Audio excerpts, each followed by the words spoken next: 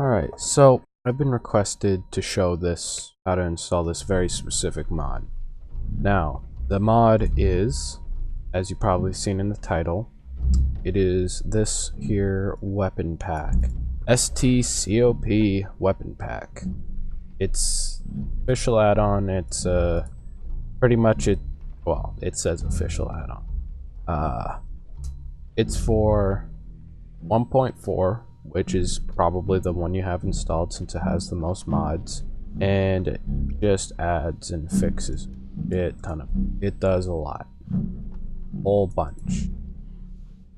And so to properly install it, you're gonna first want to download it by clicking, there we go, it should start downloading. And once that is finished downloading, which will take any amount of time, it doesn't take usually all that long, but once it's done downloading, you're gonna want to go and download one more thing, which if you go into S.T.A.L.K.E.R, Call of Chernobyl's original install, scroll all the way down, you'll find this plugin, Utility.js. Now what is this? It is a mod enabler kind of organizer that I recently found was actually there, and it helps. It's not perfect, but it helps. When mods conflict, it is very harsh to your game and will cause crashes every single time if you do not properly fiddle around with your mods before installing them. And they have to be very specifically fiddled with for each and every single mod, especially like when it has to do with very large mods and mods that conflict with that very large mod. So if you have like one mod, this program is just fucking beautiful, and it's easy peasy. It's always there and it's simple and it makes everything less a nightmare. And you download it pretty much the same way as any other mod, and it will come out as a zip file. Now I have to go and grab, so it should, when you extract it with 7-zip or WinRAR or whatever, you should get this. All you need are these 3 files, because this is just a help file. It is just a text document. And then you go to your install folder, and you should have this, unless you have Pripyat, of course. And then you just paste it right here, just right into there, and then you just double click on JSJME, you hit yes, and it should look like this. No matter if you've installed mods previously or not, doesn't matter. You should have a completely clean mods folder if you're going to want to be using GME, because it doesn't recognize any mods you put in prior. So if you have mods beforehand, if they're like texture mods, if they're only like texture mods, and that's it, just texture mods, then yeah, that's fine. If there's just those 2 things, then it's fine, because this hates texture mod. It takes texture mods and shits out what's left. So now you'll have this. You're gonna want to extract it.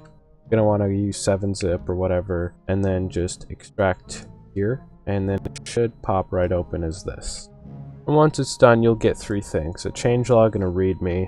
I've already read through it. The readme is the most useless readme you'll probably ever read. All it says is literally just stuff it in the game data folder and assume that it'll work with everything. And that's pretty much what you're gonna be doing. But this time you're gonna go into here and you're gonna paste this right into here. This may take a while because all the files are very small and don't like to be moved unless you have like an SSD. And I have a generally pretty fast hard drive for a hard drive.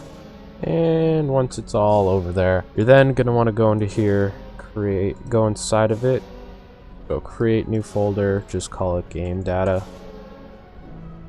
Select everything but the new folder, Control X or drag it, and then just put everything inside this new folder.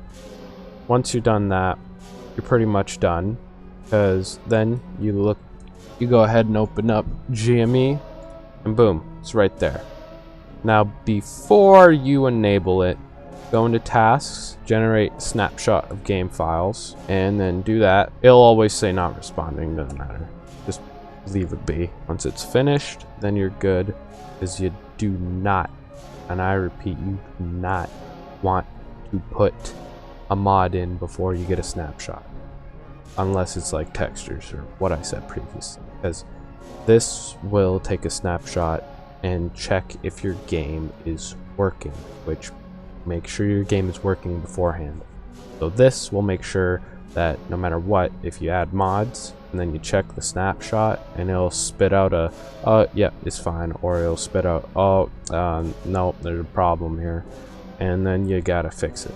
Pretty simple. It's not great, but it's literally all you got. It tends to make your game run a lot worse, but not performance wise, but I mean crash wise. It will crash your game far worse than just doing it manually. So if you have a lot of mods, I don't really recommend using generic mod enabler unless you really know what you're doing. Done. Then just go ahead, enable mod, you're done. Click that. It'll take, like, depending on what you got for a computer and in hard drive speeds or SSD, doesn't matter. It'll take any around from short time to a while. Then you're done. Once you're done, you literally just close, double click here, play your game.